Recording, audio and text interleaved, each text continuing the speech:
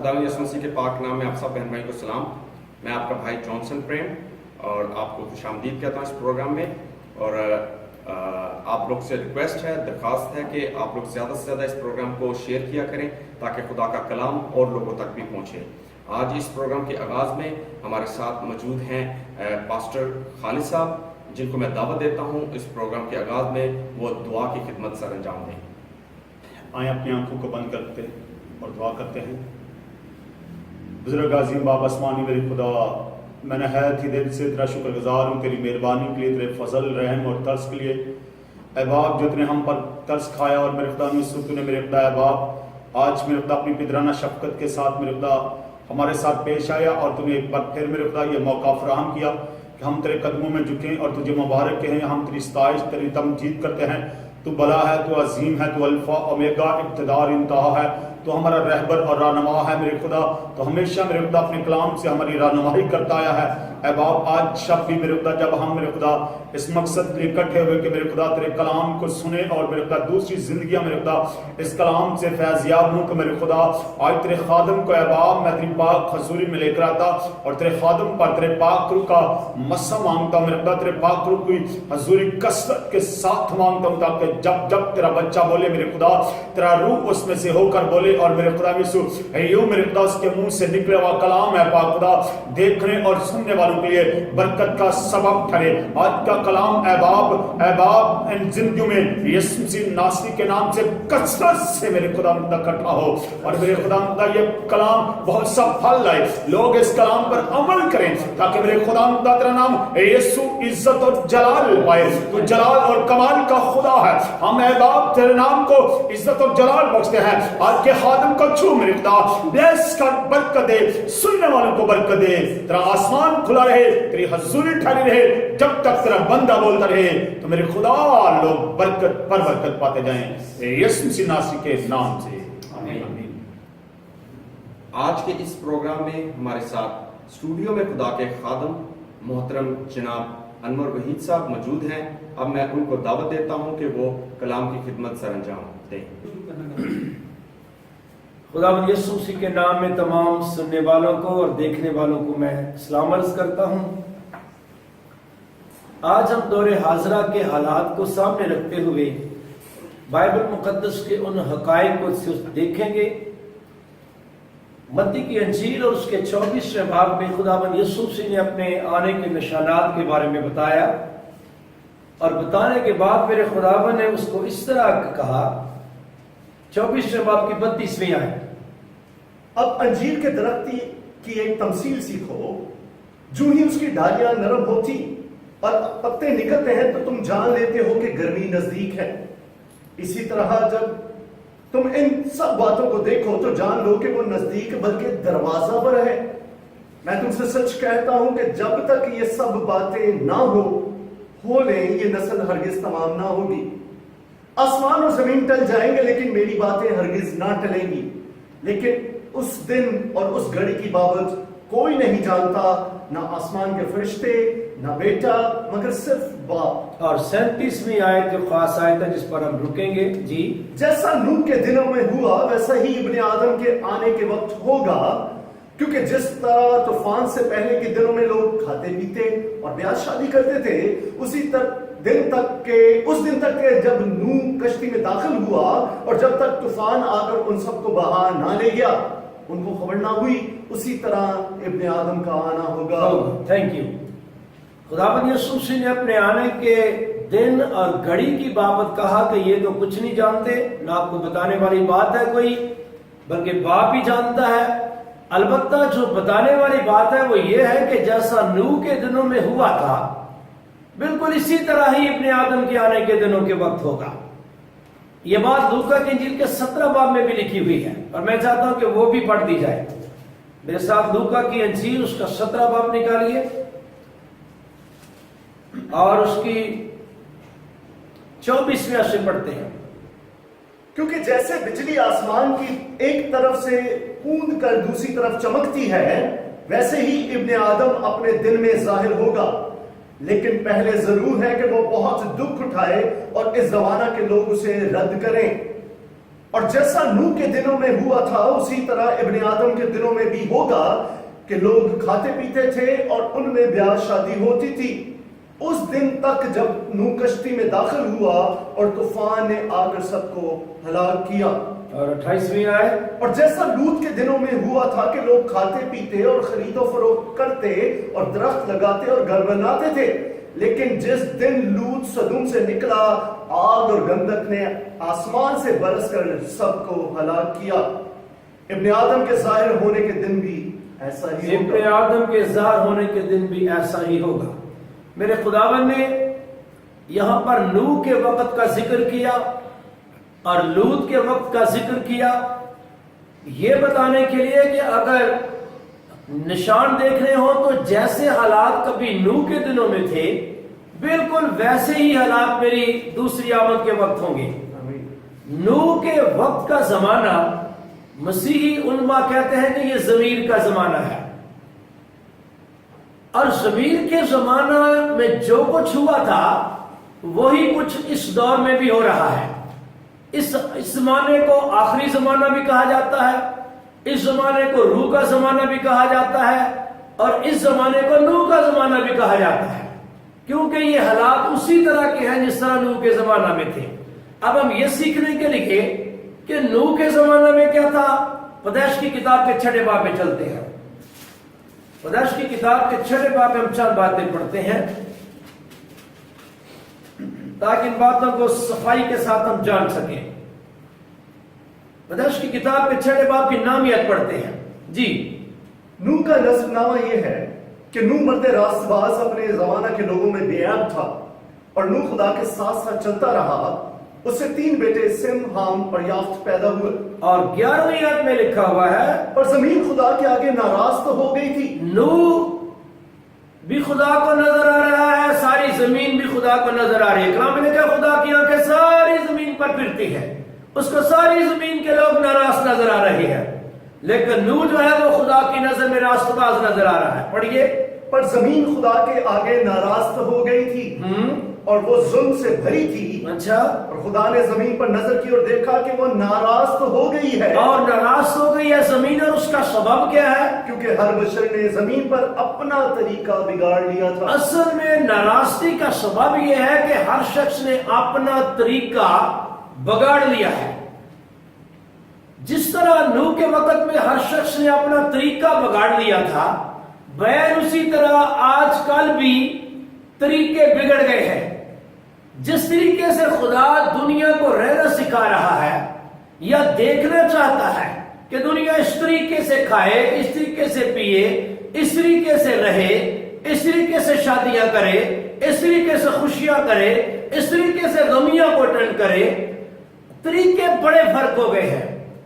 اصل میں جب وہ طریقہ نہ رہے جو خدا کا بتایا ہوتا ہے تو طریقہ بگڑ جاتا ہے.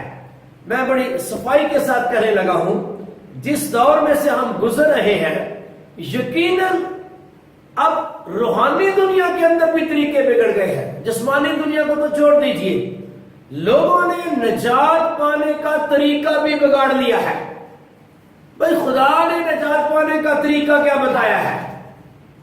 بڑا سادہ سا لکھا ہوا ہے. پولس رسول خط لکھتا ہے تیتس کو. میں چاہتا ہوں تیتس کے نام پولس رسول کا خط اس کا 3 باب اور اس کی 4 اور 5 پیارے بھائی پڑھیں گے. مگر جب ہمارے منجی خدا کی مہربانی اور انسان کے ساتھ اس کی الفت ظاہر ہوئی. پولس کہتا ہے جب ہمارے خدا کی مہربانی اور اس کی محبت اس نے ہم پر ظاہر کی تو اس نے کیا کیا؟ تو اس نے ہم کو نجات دی. خدا نے ہمیں نجات دی مگر راست بازی کے کاموں کے سبب سے کیا نہیں. طریقہ تھا خدا کا نجات دینے کا؟ ہمیں راست بازی کے کاموں کے سبب سے نجات نہیں دی جو ہم نے خود کیے بلکہ اپنی رحمت کے مطابق نئی پیدائش کے غسل اور زمین اور روح القدس کے ہمیں نیا بنانے کے وسیلہ سے. یہ 2 طریقے ہیں میرے خدا کے نجات دینے کے کہ خداوند کسی آدمی کو نئی پیدائش کا غسل ہو پائے اور روح القدس سے نیا ہو جائے تو وہ نجات پا جاتا ہے. اس کو سادہ لفظوں میں نئے سرے سے پیدا ہونا بھی کہتے ہیں اور یہی طریقہ آسمان کی بادشاہی میں داخل ہونے کا. اب جس دور میں سے ہم گزر رہے ہیں یہ بڑا سینسیٹیو سا دور ہے, بڑا عجیب سا دور ہے. میں نے اس بات کو سنی شروع کیا ہے ہم اتنے بھولے نہ بنے. دنیا میں کیا ہو رہا ہے اپنی نجات کی فکر کریں. نجات کا طریقہ کیا ہے؟ میرا یسوع نجات دینے کے لیے دنیا میں آیا. اس نے نجات کا کیا طریقہ بتایا؟ اس نے کہا ساری خلق کے سامنے جا کر انجیل کی منادی کرو. جو ایمان لائے بپتسمہ لے وہ نجات پائے گا. اب اس سے ہٹ کر کوئی اور طریقہ بتائے تو ہم کس طرح مان لیں؟ میرے خیال میں ہمیں اپنی آنکھوں کو کھولنے کی ضرورت ہے. پولس کہتا ہے اس نے ہمیں نجات دی ہے نئی پیدائش کے غسل سے، روح اس کے نیا بنانے کے وسیلہ سے. ہم کوئی اور طریقہ نکال سکتے ہیں؟ نہیں بھائی. اور اگر کوئی اور طریقے سے کہتا ہے میں نجات پانے کی کوشش کر رہا ہوں تو بھائی اس کا طریقہ وہ نہیں ہے، بلکہ یوں سمجھیے کہ اس نے نجات پانے کا طریقہ بگاڑ دیا ہے. آسمان کی بادشاہی میں داخل ہونے کا ایک ہی طریقہ ہے جو یسوع مسیح نے نیقودیمس کو رات کو بتایا. یوحنا کی انجیل کے 30 باب میں چلتا ہوں میں. یوحنا کی انجیل کے 30 باب کی 30 پڑھیے سر. یسوع نے جواب میں اس سے کہا میں تجھ سے سچ کہتا ہوں کہ جب تک کوئی نئے سرے سے پیدا نہ ہو وہ خدا کی بادشاہی کو دیکھ نہیں سکتا. یہ سیدھی سیدھی بات ہے. نئے سرے سے جب تک پیدا نہ ہو خدا کی بادشاہی کا تصور بھی نہ کرے. ہاں جی. نیقودیمس نے اس سے کہا آدمی جب بوڑھا ہو گیا تو کیوں کر پیدا ہو سکتا ہے؟ وہ جسمانی آدمی تھا، جسمانی سوچ رکھتا تھا. اس نے جسمانی سینس میں یہ بات کی. ہاں جی. کیا وہ دوبارہ اپنی ماں کے پیٹ میں داخل ہو کر پیدا ہو سکتا ہے؟ پڑھتے جائیے. یسوع نے جواب دیا کہ میں تجھ سے سچ کہتا ہوں کہ جب تک کوئی آدمی پانی اور روح سے پیدا نہ ہو وہ خدا کی بادشاہی میں داخل نہیں ہو سکتا. بلکہ پڑھتے جائیے. جو جسم سے پیدا ہوا ہے جسم ہے اور جو روح سے پیدا ہوا ہے روح ہے. تعجب نہ کر کے میں نے تجھ سے کہا تمہیں نئے سرے سے پیدا ہونا ضرور ہے. تمہیں نئے سرے سے پیدا ہونا ضرور ہے. اب سننے اور دیکھنے والے غور کیجئے. جب یسوع نے کہہ دیا ہے ضرور ہے کہ نئے سرے سے کوئی بندہ پیدا ہو، اگر اس نے خدا کی بادشاہی میں جانا ہے تو کیا کوئی سے ہٹ کر کوئی اور طریقہ نکال سکتا ہے؟ جبکہ میرے خدا نے کہا ہے دروازے میں ہوں. ارے بھائی باتیں تو بہت ہیں لیکن میں آپ کو بتانا چاہتا ہوں اس وقت ہم روحانی دنیا پر غور کریں. بائبل مقدس کو اپنے ہاتھوں میں لیں، اپنی آنکھوں سے پڑھیں کیا لکھا ہوا ہے. بزرگ خادموں سے پوچھیں آسمان کی بادشاہی میں جانے کا طریقہ کیا ہے. میرے خیال میں اگر آج بھی کوئی نیقودیمس ایسا یسوع کے پاس جائے گا یسوع آج بھی اس کو وہی کہے گا بیٹا تعجب نہ کر، عجیب ہے تیرے نگاہ میں لیکن بات یہی ہے کہ تجھے نئے سرے سے پیدا ہونا ضرور ہے. میں بتانا چاہتا ہوں نجات کا طریقہ مسیحیت میں بگڑ گیا، دعا کرنے کا طریقہ بگڑ گیا، بادشاہی میں داخل ہونے کا طریقہ بگڑ گیا، بپتسمہ کا طریقہ پتہ نہیں کون سا طریقہ بگڑا ہوا ہے. یہ بڑا مضمون ہے لیکن میں شارٹ بات کرتا ہوں. آپ کو پتہ ہے بپتسمہ کا طریقہ بھی بگڑ گیا ہے جس کے وسیلے سے ہم نے نجات پانی ہے. میرے خدا نے کہا تھا سب قوموں کو جا کر شاگرد بناؤ، ان کو باپ اور بیٹے اور روح القدس کے نام سے بپتسمہ دو. لوگوں نے باپ اور بیٹے اور روح القدس کے الفاظ میں بپتسمہ دینا شروع کر دیا، یا کبھی کبھی خدا باپ خدا بیٹے اور خدا باپ کے الفاظ میں دینا شروع کر دیا، اور کبھی کبھی کہا کہ جی اس کو خاص ضرورت ہی کوئی نہیں ہے. ارے بھائی کیوں طریقہ بگاڑ رہے ہیں؟ ایون کہ دعا کرنے کا طریقہ بھی بگڑ گیا ہے. کلام ہمیں سکھاتا ہے کہ پولس کہتا ہے تموتھیوس کے خط میں، تموتھیوس کو لکھتے ہوئے پہلے خط میں میں چاہتا ہوں اس کو پڑھ دیں 2 باب کی 8ویں آیت. ہاں جی. بس میں چاہتا ہوں کہ مرد ہر جگہ بغیر غصہ اور تکرار کے پاک ہاتھوں کو اٹھا کر دعا کیا کریں. مردوں کے لیے تو خاص زور دے دیا گیا ہے کہ مرد بغیر غصے کے بغیر تکرار کے، اس بات میں غصے میں آنے کی ضرورت نہیں اور اس بات میں بحث کرنے کی بھی ضرورت نہیں. جب دعا کی بات ہے پاک ہاتھوں کو اٹھائیے اور دعا کیجیے. یہ ہے دعا کرنے کا طریقہ. کیا ایسے کر کے نہیں دعا ہو سکتی؟ کیا ایسے کر کے دعا ہو سکتی ہے؟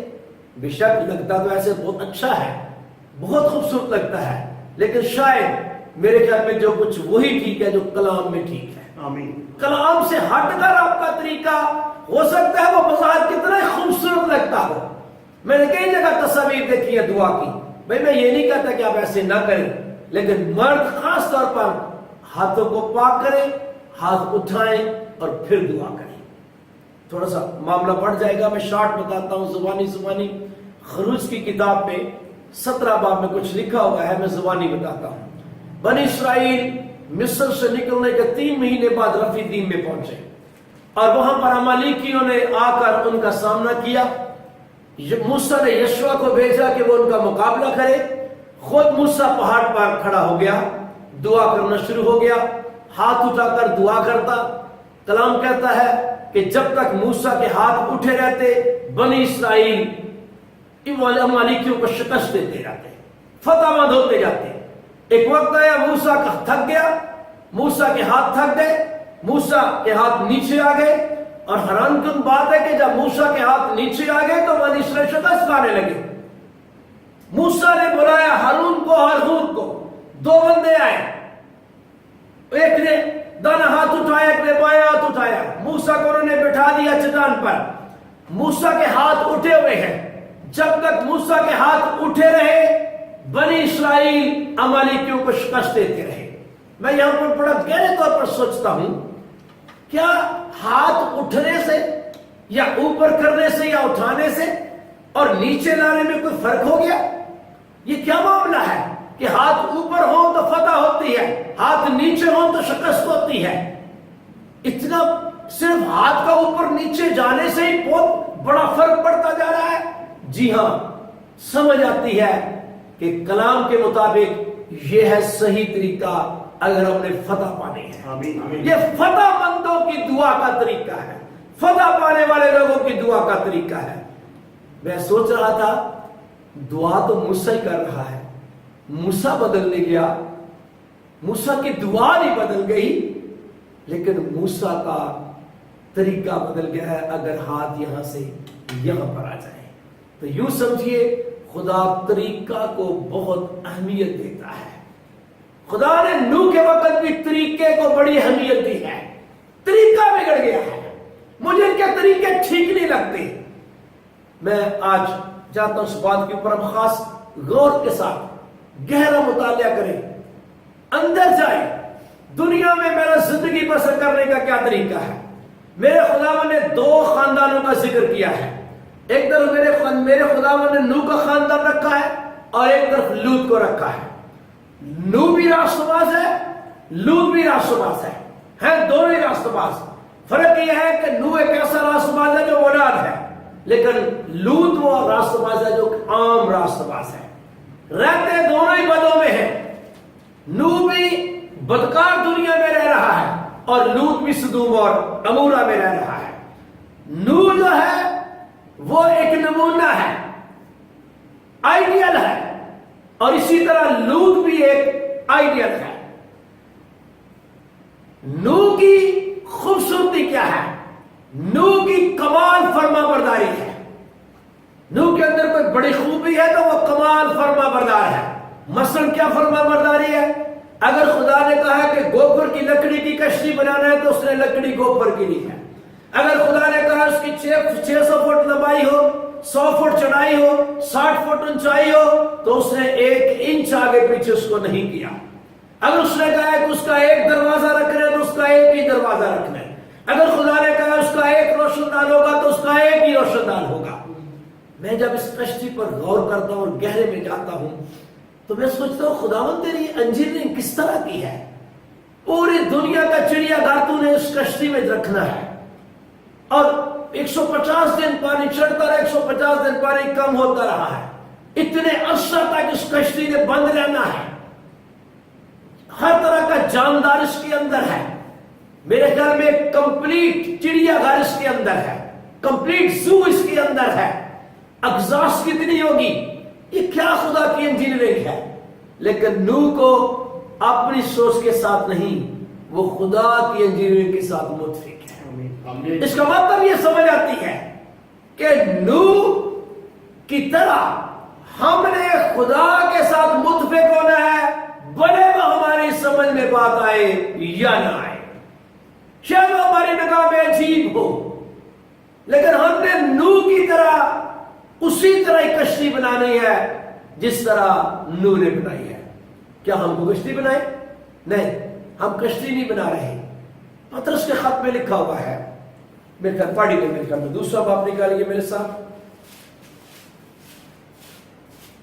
पतरस का आम खत है और बतेरे उनकी शहवत तीसरा बाब, पहला पतरस तीसरा बाब, पहला पतरस پہلا پترس کے 30 باب کی 19ویں آیت سے پڑھتے ہیں. اسی میں اس نے جا کر ان قیدی روحوں میں منادی کی جو اگلے زمانہ میں نافرمان تھی، جب خدا نوح کے وقت میں تحمل کر کے ٹھہرا تھا. جب نوح کا طوفان آیا تو پہلے خدا تقریباً 100 سال تک ٹھہرا رہا ہے، ویٹ کرتا رہا ہے. ہاں جی. اور وہ کشتی تیار ہو رہی تھی. اب جب تک کشتی تیار نہیں ہو گئی خدا نے تحمل کیا ہے. آگے جس پر سوار ہو کر تھوڑے سے آدمی یعنی 8 جانے پانی کے وسیلہ سے. اب سوچے ذرا، سوچنے کی بات یہ ہے، نوح کے وقت کشتی تیار ہو رہی تھی، خدا تحمل کر کے ٹھہرا ہوا تھا. اسی طرح جس طرح میرے خدا نے کہا جیسا نوح کے دنوں میں ہوا تھا ویسے ابن آدم کے آنے کے دنوں میں بھی ہوگا. اس وقت کشتی تیار ہو رہی تھی، اب کلیسیا تیار ہو رہی ہے. خدا کلیسیا کا انتظار کر رہا ہے. جیسے کشتی کلام کے مطابق خدا کے پروگرام کے مطابق تیار ہو گئی، جو کلام کے مطابق کشتی تیار ہو گئی وہ کشتی ہی اوپر کو گئی ہے. اور وہ کلیسیا جو کلام کے مطابق زندگی بسر کر رہی ہے، جو کلیسیا اپنے آپ کو خدا کے کلام کے مطابق تیار کر رہی ہے، یاد رکھیے یہ بھی کشتی کی طرح اوپر کو جائے گی. آمین آمین. جیسا نوح کے دنوں میں ہوا ویسا ابن آدم کے آنے کے دنوں میں ہوگا. میں کہہ رہا ہوں نوح ایک بہت آئیڈیل ہے. نوح ہر وہ کام کرتا ہے جیسے خدا کہتا ہے. نوح نے جب طوفان ختم ہو گیا، میں بڑے غور سے اس کو پڑھنے کی کوشش کر رہا تھا. نوح نے ایک فاختہ اڑائی ہے، فاختہ واپس آ گئی ہے. کوا اڑایا ہے، کوا واپس نہیں آیا. پھر فاختہ اڑائی ہے، زیتون کی پتی لے آئی ہے. اس نے چھت کھول دی ہے، اپنی آنکھوں سے دیکھ لی ہے کہ زمین سوکھ گئی ہے. تو بھی نوح اس وقت تک باہر نہیں نکلا جب تک خدا نے نہیں کہا کہ نوح کشتی سے باہر آئے. کوئی اپنا مائنڈ استعمال نہیں کر رہا، پوری فرما برداری. نوح ایک آئیڈیل ہے فرما برداری کا. اور صرف نوح ہی نہیں، نوح کی بیوی بھی اور نوح کا خاندان بھی، نوح کی بیوی بھی، نوح کے بیٹے بھی، نوح کے بیٹوں کی بیویاں بھی. میں اس وقت پیغام دینے لگا ہوں، جتنے مناد روئے زمین پر ہیں وہ کسی بھی زبان میں منادی کر رہے ہیں. اگر میری بات کو سن رہے ہیں، نوح کی طرح راست باز بن جائیں، وہی کہیں اور وہی کریں جو نوح نے کیا. نوح کی اگر کوئی خادم کی بیوی ہے اور وہ میری آواز سن رہی ہے اور مجھے دیکھ رہی ہے، وہ اپنے آپ کو اسی طرح بنا لے جس طرح نوح کی بیوی اپنے شوہر کے ساتھ متفق تھی. اگر کوئی خادم کے بیٹے ہیں تو بہت بڑی بات ہے، فخر محسوس کریں کہ ہم خادم کے بیٹے ہیں. جس طرح نوح کے بیٹے اپنے باپ اور ماں کے ساتھ اتفاق کرتے تھے، اسی طرح بیٹے اپنے ماں اور باپ کے ساتھ اتفاق کرو. اور اگر کوئی بہویں ہیں جن کا اپنے بڑے، میرا مطلب ان کے شوہر نوح کی طرح ہے، نوح کے بیٹوں کی طرح ہے، تو وہ اتفاق کرے اپنے خاندان کے ساتھ، تاکہ جب میرا خداوند آئے تو نوح کے خاندان کی طرح اوپر جا سکے. آمین. یہ تو نوح کا خاندان آئیڈیل ہے جس کو میرے خداوند نے پیش کیا ہے.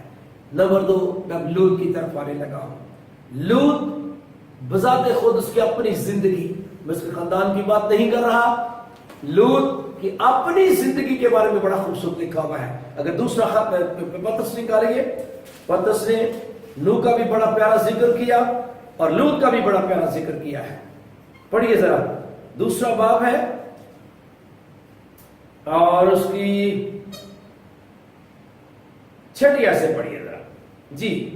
اور سدوم اور عمورہ کے شہر کو خاک سیاہ کر دیا اور انہیں ہلاکت کی سزا دی اور آئندہ زمانہ کے بے دینوں کے لیے جائے عبرت بنا دیا. اور آگے لوط کے بارے میں کچھ لکھا ہوا ہے. کیا لکھا ہوا ہے؟ اور راست باز لوط کو جو بے دینوں کے ناپاک چال چلن سے دکھ تھا رہائی بخشی. یہ خاص بات لکھی ہوئی ہے.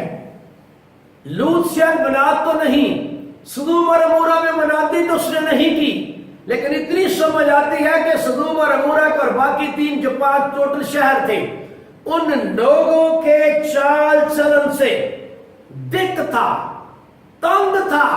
بلکہ کچھ آگے بھی لکھا ہوا ہے، چنانچہ وہ راست باز ان میں رہ کر اور ان کے بے شرع کاموں کو دیکھ کر اور سن کر گویا ہر روز اپنے سچے دل کو شکنجہ میں کھینچتا تھا. یہ اس بندے کا رویہ تھا. لوط کس طرح بدکار دنیا میں رہا ہے، اور سننے والوں میری بات کو سنو، آپ نے بھی لوط کی طرح رہنا ہے، لوگوں کے بے شرع کاموں کو دیکھنا ہے، آپ ان کو بدل نہیں سکتے اور آنکھیں بھی بند نہیں کر سکتے، لیکن آپ ایک کام کر سکتے ہیں، ان کے بے شرع کاموں کو دیکھ کر اپنے آپ کو اور اپنے دل کو شکنجہ میں کھینچ سکتے ہیں۔ لوط کا رہن سہن بے شرع لوگوں میں تھا، اور میں بڑے وثوق سے یہ کہہ رہا ہوں، وہ کلیسیا مسیح کی دلہن جو بہت چھوٹی سی ایک جماعت کا نام ہے، کیونکہ یہ بات میرے خداوند نے کہی ہے کہ نجات پانے والے تھوڑے ہیں، پھر یہ بھی کہا بلائے ہوئے تو بہت ہے لیکن برگزیدہ تھوڑے ہیں۔ وہ جو تھوڑے ہیں دور حاضرہ میں جنہوں نے اپنے آپ کو لوط کی طرح بنا لیا ہے، جنہوں نے اپنے آپ کو نوح کی طرح بنا لیا ہے، وہ اپنا رویہ لوط کی طرح کریں۔ میں بڑے افسوس سے کہنے لگا ہوں، دور حاضرہ کے اندر بھی لوگ شرع سے ہٹ چکے ہیں، جیسے اس وقت بے شرع لوگ ہو گئے تھے، اب بھی شرع نظر نہیں آتی۔ دور حاضرہ میں لوگوں کی خوشیاں، غمیاں، ان کے اور کام ٹوٹلی شرع سے ہٹ کر ہے۔ اب صرف پاکستان کے اندر کی میں بات کرنے لگا ہوں۔ پاکستان کے اندر جب شادیاں ہو رہی ہوتی ہیں تو پادری صاحب کی دعا بتاتی ہے کہ یہ مسیحوں کی شادی ہے، ورنہ دعا کے بعد کیا ہوتا ہے دنیا جانتی ہے۔ مسیحوں کا بے حیا لباس، بے حیا کھانے اور ان گانوں کے ساتھ بے حیا ڈانس، یہ سوائے مسیح کی تعلیم کی بدنامی کے اور کچھ نہیں ہے۔ یہ میں برملا کہہ رہا ہوں، میں نے مقدسوں کی شادیوں کو اس طرح دیکھا ہے۔ آپ مجھے بتائیں شاید کا کیا مطلب ہے اگر کوئی خوش ہو تو حمد کے گیت گائے؟ یہ کون سی خوشی کی بات ہے؟ کیا یہ وہ خوشی ہے جو چرچ کے اندر ہوتی ہے؟ کیا چرچ کے باہر نہیں مقدس خوش ہوتے؟ پولس تو کہتا ہے ہر وقت خوش رہو۔ آمین۔ تو کیا یہ صرف چرچ کے اندر کی خوشی کی بات ہو رہی ہے؟ اور بھائی کلام کو سنیے، ہمارا سٹینڈرڈ کیا ہے؟ کلام ہمیں یہ بتاتا ہے ہم کیا ہے۔ کیا اگر کوئی غیر مسیحی آئے اور ہماری شادیوں کو دیکھے تو کیا وہ کہے گا کہ یہ برگزیدہ نسل کی شادی ہو رہی ہے؟ کیا وہ کہے گا یہ مقدس قوم کے خاندانوں کی شادی ہو رہی ہے؟ کیا وہ کہے گا کہ یہ شاہی کہنوں کا فرقہ شادی ہال کے اندر آیا ہوا ہے؟ کیا وہ کہے گا کہ شادی ہال کے اندر خدا کی خاص ملکیت والے لوگ ہیں؟ میں نہیں سمجھتا ان سوالوں کا کیا جواب ہوگا۔ سننے والے، دیکھنے والے ہوش میں آئے، ہوش میں آئے۔ میں دکھ کے ساتھ یہ کہہ رہا ہوں، اپنے آپ کو لوط بنائے، اپنے آپ کو نوح بنائے، اپنے آپ کو نوح کا خاندان بنائے، اپنے دل کو شکنجہ میں کھینچے۔ راست باز وہ ہے جو اپنے دل کو شکنجہ میں کھینچتا ہے، بے شرع کاموں کو دیکھتا ہے تو اس کو کچھ تکلیف ہوتی ہے۔ میرے بھائی، اگر لوط کی طرح اور نوح کی طرح خدا نے آپ کی روحانی آنکھیں کھول دی ہیں، میں درخواست کرنے لگا ہوں مقدس بہنوں سے جنہوں نے توبہ کی ہے، جنہوں نے خداوند یسوع مسیح کے نام میں بپتسمہ لے کر اپنے گناہ معاف کروا لیے ہیں، جن کو خداوند کے پاک روح کی مدد بھی حاصل ہے، میں ان سے درخواست کرتا ہوں وہ مقدس بہنوں کی طرح اپنے آپ کو سنواریں۔ مقدس ہے، مقدس نظر آئے۔ اگر آپ نے نہیں پڑھا تو میرے ساتھ پڑھیے پترس کا پہلا خط، وہ کس طرح کہتا ہے مقدس عورتیں ہونی چاہیے۔ پترس کا پہلا خط، اس کا 3 باب، یہ کلام ہے تو کی وضع کی بات بتائے گا۔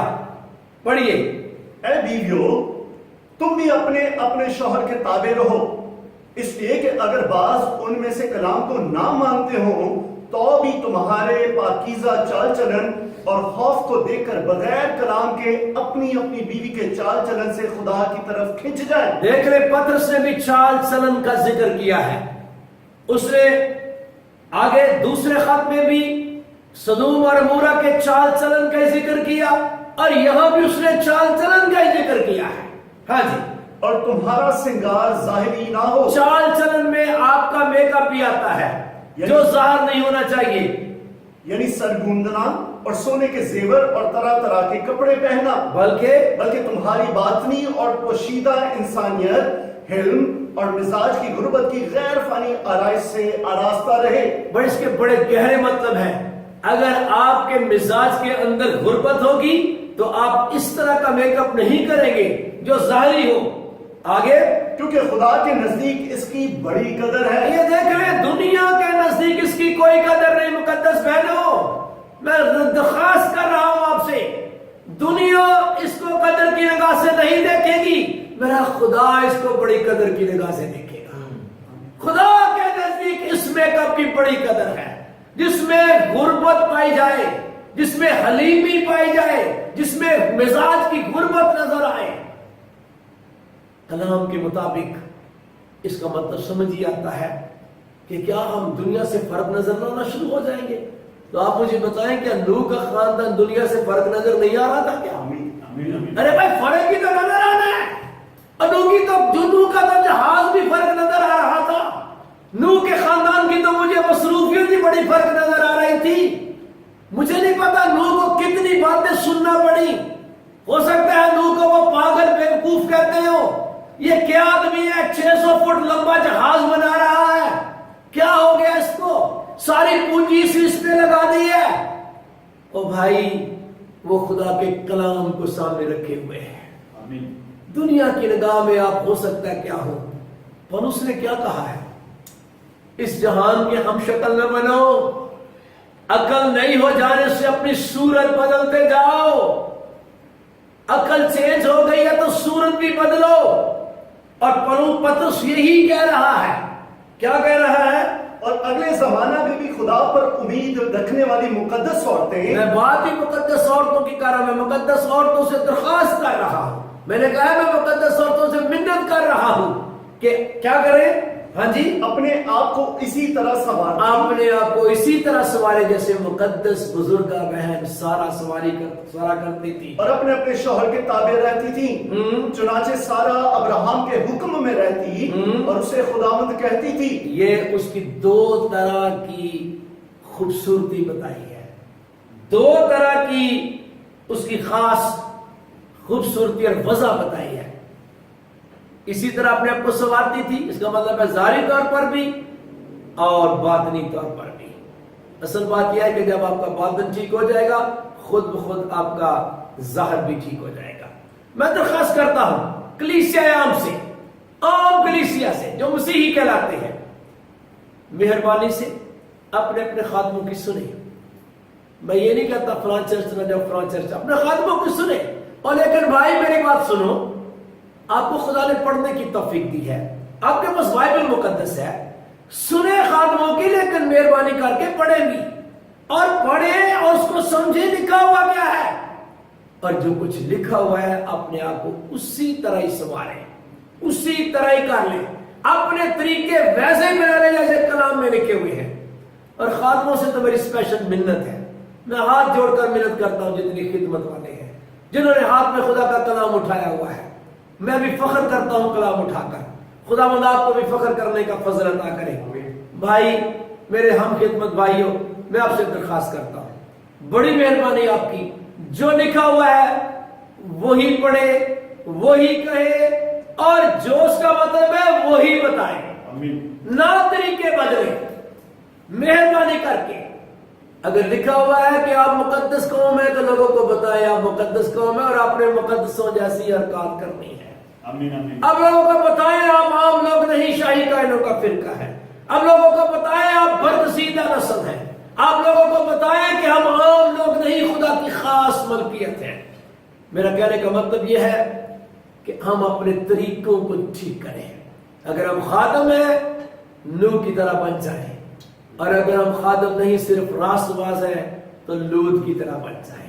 आमीन। लूत की तरह अपने दिल को हर रोज शिकंजा में खींचे।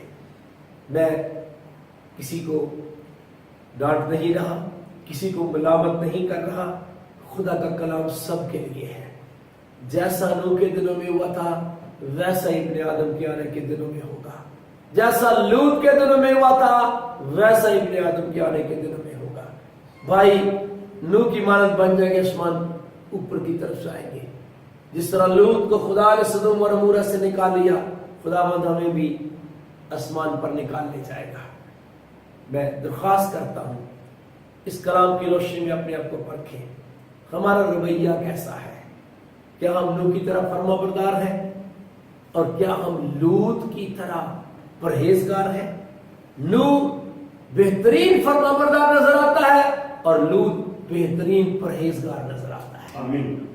हमने फर्माबरदार भी बनना है और हमने परहेजगार भी बनना है। आइए अपने आंखों को बंद करते हैं। मैं चाहता हूं मेरे साथ दुआ करें, हाथों को छाएं, हाथों को छाएं जैसे कलाम का तरीका है। हाथों को छाएं, पाक हाथों को छाएं। खुदावंद पाक खुदा, तेरे रब ने तेरे कलाम के तरीके को सीखा है और आज जिस दौर में से हम गुजर रहे हैं ये वाकई बड़ा अजीब दौर है मेरे खुदावंद। तूने फरमाया जिस घड़ी तुम्हें गुमान भी ना होगा अपने आदम आ जाएगा। मैं तेरा खादम होते हुए इन सुनने वालों के लिए, देखने वालों के लिए और सबसे बढ़कर कबूल करने वालों के लिए जिन्होंने आज तेरे कलाम को कबूल किया है और उनको समझ आ गया कि हमारे तरीके कलाम के मुताबिक नहीं, ऐ मेरे खुदावन उनको अपने कलाम के तरीकों में आने का फजल बख्श मेरे खुदा, उनको फैसला करने का फजल दे। ऐ मेरे खुदा लोग फैसला कर ले कि हमने नूह की तरह करना है, जैसे नूह को कहा उसने किया। हमने भी अपना तरीका नहीं बदलना है, हमने भी लूत की तरह परहेजगार होना है। खुदावन वो तैयार हो जाए क्योंकि तू कलाम से कलीसिया तैयार कर रहा है। आज के कलाम के सबब से लोग अपने आप को तैयार कर रहे हैं। सुनने वाले, देखने वाले तैयार हो जाए, सारे ऐब खत्म हो जाए, झुर्रियां खत्म हो जाए, दाग खत्म हो जाए, बेऐब कलीसिया बन जाए, जलाल वाली कलीसिया बन जाए। खुदावंद जलाल नजर आए, तेरा जलाल करे लोगों पे। लोग कहें कि ये कलीसिया नहीं, ये जलाली कलीसिया है, ये जलाली कलीसिया की शादी है, ये जलाली कलीसिया का बंदा है, ये जलाली कलीसिया की बंदी है। खुदा तेरा बंदा तेरी बंदी है। मेरे खुदा, मेरे खुदा तेरा कलाम जो कभी बेअंजाम वापस नहीं लौटता, मुअस्सर कलाम के लिए मैं तेरा शुक्र अदा करता हूं। खुशी के साथ इसको कबूल करने का जिन्होंने कबूल कर लिया है उन पर तेरी बरकत का साया रहे, उनके बच्चों पर तेरा हाथ रहे। मेरे यीशु नाम के वसीले से मांगते हैं, आमीन। मेरे साथ हाथ उठाए रखेंगे और दुआ मांगते जाएंगे। ऐ हमारे बाप तू जो आसमान पर है, तेरा नाम पाक माना जाए, तेरी बादशाही आए, तेरी मर्जी जैसे आसमान पर पूरी होती है जमीन पर भी हो। हमारे रोज की रोटी आज हमें दे और जिस तरह हमने अपने कर्जदारों को माफ किया है तू भी हमारे कर्ज में माफ कर। हमें आजमाइश में न ला बल्कि बुराई से बचा, क्योंकि बादशाही, कुदरत और जलाल हमेशा तेरी है, आमीन। खुदावंद आपको बरकत दे और आपको महफूज रखे। खुदावंद अपना जलाली चेहरा आप पर जलवागर फरमाए, आप पर मेहरबानी रहे। खुदावंद अपना जलाली चेहरा आपकी तरफ मुतवज्जो रखे और आपको बड़ी सलामती बख्शे, आमीन। आमीन। हम यकीन करते हैं कि आप सब ने इस कलाम के वसीला से बरकत हासिल की है। आपसे एक मरतबा फिर दरख्वास्त है कि इस वीडियो को ज़्यादा से ज़्यादा शेयर करें ताकि और लोग इस कलाम से बरकत हासिल कर सकें। खुदावंद आप सबको बरकत बख्शे, आमीन।